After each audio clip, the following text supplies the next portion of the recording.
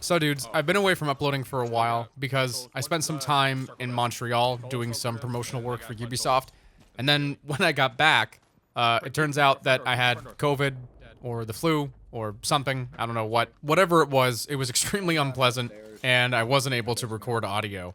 But now, obviously, as you can tell, I'm recovered. So I am a little bit late to the party, but I figured I'd give my 2 cents on what's happening for 2023 in Siege. There's lots of stuff to talk about, so I'm just going to start with Ubisoft's vision statement for Year 8. Year 8 is all about going back to the roots of what Siege is. The tactical shooter experience that is unique in the industry. Ubisoft kicked off the final home stretch of Invite with the cinematic trailer that shows a very, very different sort of approach to what we're used to in terms of the narrative structure of Siege, the thematic tones, what we're seeing in terms of gameplay design, what we're seeing in terms of artistic direction.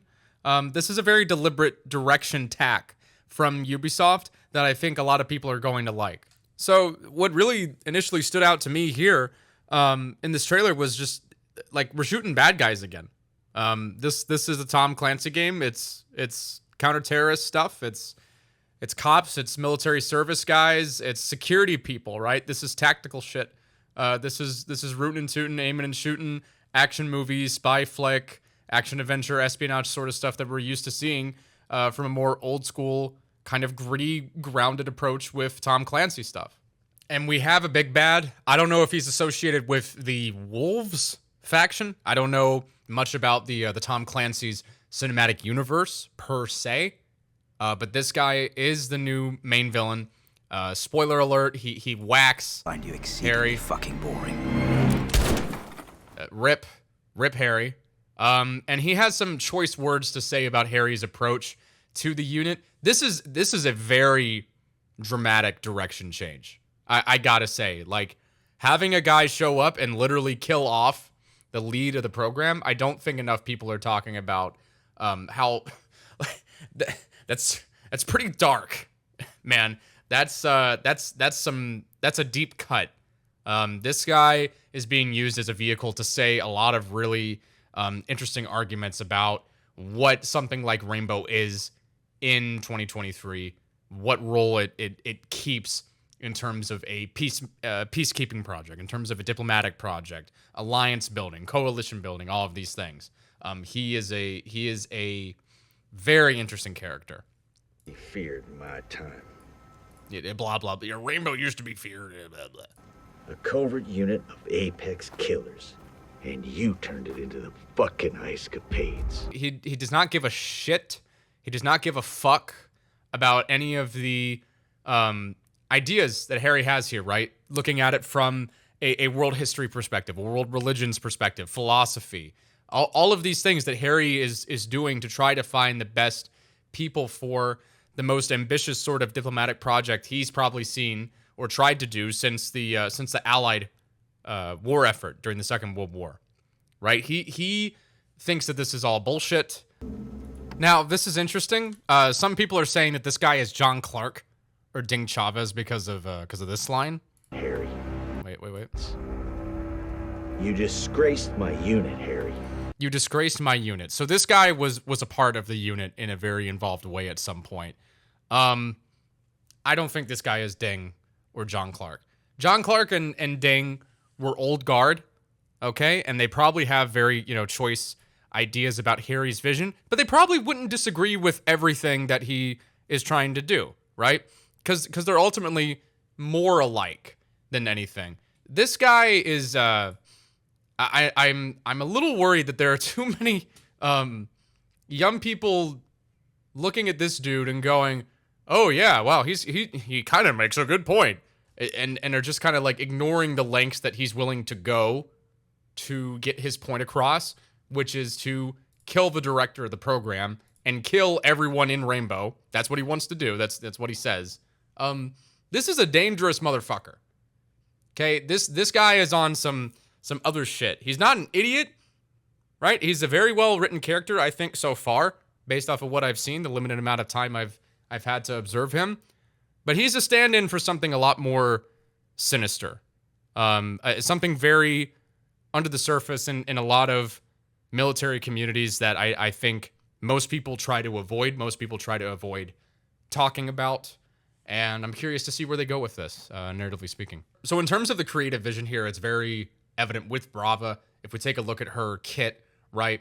Light plate carrier, very tacticalism, right? Very tactical.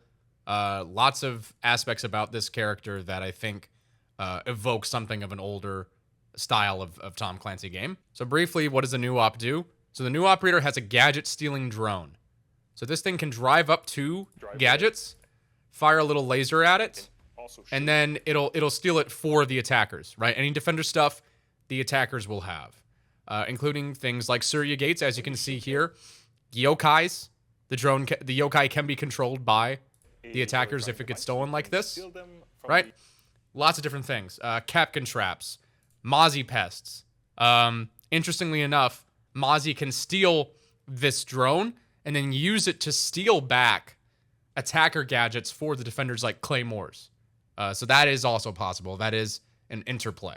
Something interesting here, again, you know, very tactical kind of look. Nothing too ostentatious. Fits right in with a lot of the characters that we've been seeing recently, like Grim. Okay, she's from Brazil. She has 2 FAL variants. I don't know if they did this on purpose or not. I would have liked to ask that question when I was there, but I do believe that this could be deliberate by Ubisoft. It's just a nice little like gun nerd sort of, you know, military history sort of nerd nod right here. Pyro 308 and cameras, these are both FAL derivatives. The Brazilians love their FALs.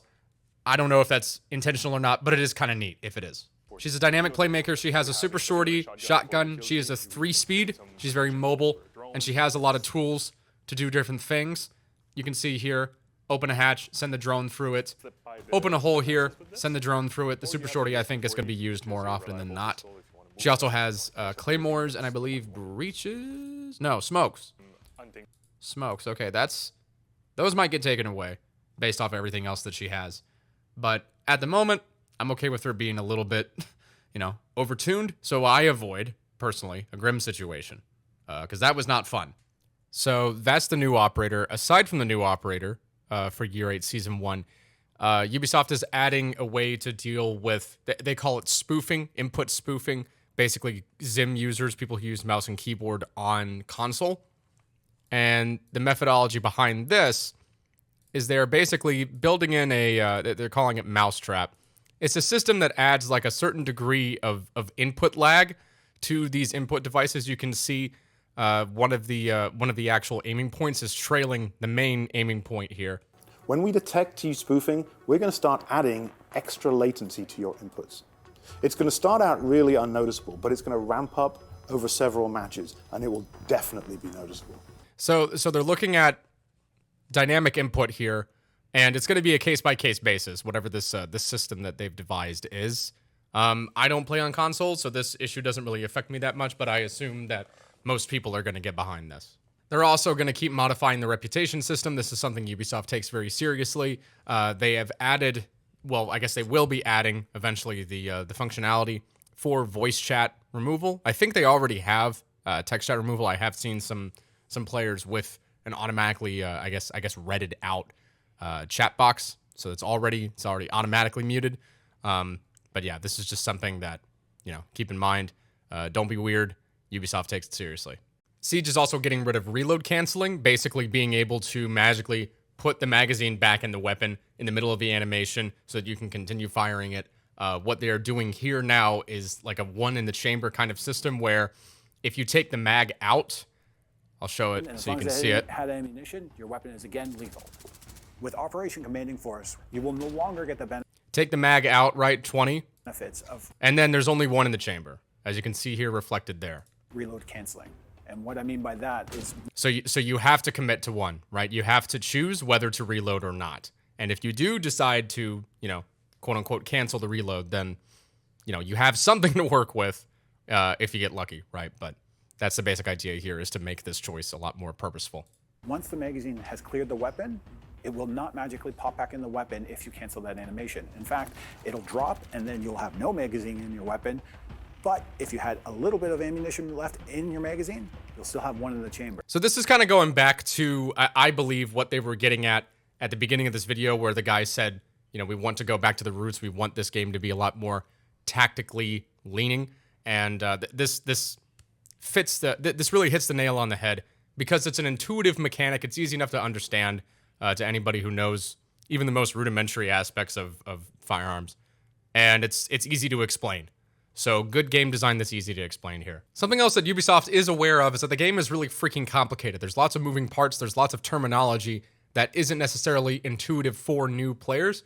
So this is a system they've come up that is specifically for new players to help them get acquainted with specifics of the game's actual mechanical layout, right? The actual gameplay loop that we are used to seeing in Rainbow Six Siege.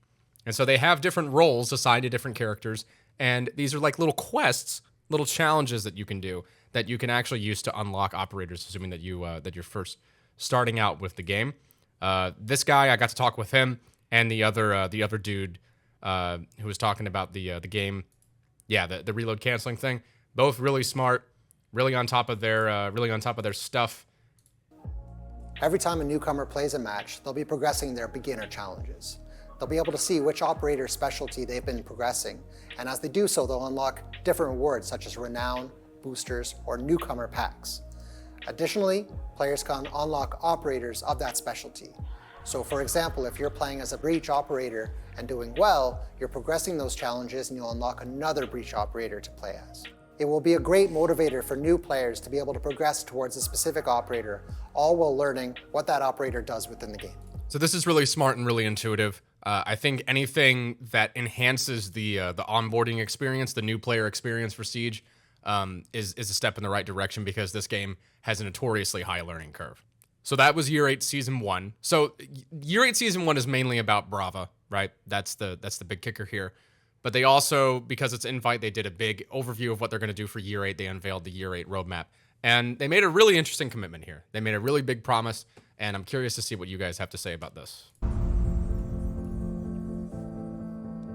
Years ago, you made the promise that we were going to be here for 10 years. And we're making you a promise. We are going to be here for the next 10 years. So they doubled down another 10 years. So we could get to year 18. That's what they're saying. That's what they're claiming is going to happen. Look, I'm not in the business of making predictions that far in terms of business decision making for games. If it happens, it happens, right? I think it's too early to call personally, but I am happy that Ubisoft is making that statement. I'm glad that they're confident in their product, and I don't think they gain anything by being negative about it, right? So if they say 10 years, then F it, right? 10 years. I will continue supporting the game for as long as it's still around. So let's go back to what they wanted to talk about here in terms of the actual roadmap. First off, in Season 1, we'll be heading to Brazil, one of our most engaged community around the world. So this is Brava, obviously. In Season 2, we'll be heading to Sweden. We'll be reworking Consulate. So this is big. Consulate is the oldest map that hasn't really been touched that much. I think, yeah, it's basically the oldest map in like the ranked competitive sphere, which I would love to see Consulate get added back to competitive. It's always been one of my favorite competitive maps because I'm a weirdo. They're probably going to do something with the windows. Like they don't want to gut the identity of Consulate too much, but there is a little bit of cheese going on with a lot of the window play. And also, alongside this, Permanent Arcade is going to be launching in Season 2. In Season 3, we're heading back to South Korea. And lastly, there will be a quick match rework. And in Season 4, a new country in Europe, Portugal. Our team is really working on an exciting new map, so stay tuned. So we're gonna get one new map, and we're gonna get a map rework. Next patch is gonna be the map rework. This season 3 typically tends to be the dry spell for content creators, just because Ubisoft kind of consolidates a lot of their work towards the tail end, right towards Season 2 and Season 4. That's just the nature of game development with this sort of product. I like the geography here. I think that Scandinavia in particular has been somewhat, we haven't really done a whole lot in that part of the region. I guess Ace is the only person that comes to mind for me from Norway. So obviously Bikini Body's going to be really excited about this one. Consulate rework, I think, is big. Another operator from Korea, I'm kind of interested to see what they have to do there. But Portugal, I am really, I'm super, super curious about Portugal. And it seems like Ubisoft is doing a lot in terms of Portuguese-speaking audience because Ubisoft is also moving Invite this year, right? This upcoming year, I should say. They're moving Invite to Rio. Other interesting stuff they're doing, they are reworking Frost. Well, it's kind of a nerf, but it's a very interesting nerf, and I think a very creative way to go about this. In Season 2, we're revisiting Frost. One of the things that happens in game is that you get stuck in a welcome mat and you can't do anything to help yourself. Now you'll be able to remove that welcome mat yourself, given enough time. And it leaves a big blood trail, as you can see there. I think people are overreacting to this, hardcore. You never wanted to put Frost mats in a position where you couldn't confirm the kill anyway. At a competitive level, that's just not something that you did. Sometimes you will see a Frost mat out in the middle of the Pacific Ocean, and then if somebody is safe enough for them to be able to revive themselves, usually they were safe enough to be revived by another teammate anyway. So the instances in which this gameplay loop is going to happen are very limited. And when they do happen, I think, it just creates a nice little bit of player agency. So I think Frost is still going to be quite good, and I think people need to get good if they're freaking out about this one, because this is pretty rudimentary. We are also getting a brand new secondary gadget in Season 3. It's called the Observation Blocker. What this thing does is it conceals information from observation tools used by the attackers. To control what intel is given to the attackers, whether that be localized on the site or off-site. The Observation Blocker is the tool to control the intel, force your attackers to have to do something different. So check that out, right? It leaves a big wall, and the Mozzie can hide behind it and throw the pest at the drone like this. So that's pretty big. That's a very powerful gadget, I think, in terms of the rudimentary state that I've seen it here in this build, right? Just for the purpose of the Year 8 overview. I don't know. I assume that they're only going to get one of these per operator because that's pretty big. But yeah, really interesting sort of dynamic here with this gadget where you can actually you can get a little bit more metagamey, right? You can actually conceal information, which is something I don't think we really think about in terms of defensive setups. So in Season 4, Ubisoft is also taking a look at shield operators because they're not broken, they're just annoying. And I agree. Shield operators. One of the reasons we had to rework the shield operators is because fundamentally there's a lot of friction that comes around them, whether that's being hip-fired and shot at and die, which doesn't... That is annoying as fuck, right? That drives me crazy. Feel good. Or being the shield operator who is hip-firing and not hitting your shot, and that doesn't feel good. Right, and this is really cringe because it puts you in a very awkward situation where it's like, okay, do I try to take the fight with the guy or I might get hip-fired in the face, right? So I'm a big fan of just restructuring shields in general, and so is Ubisoft, which I'm okay with, right?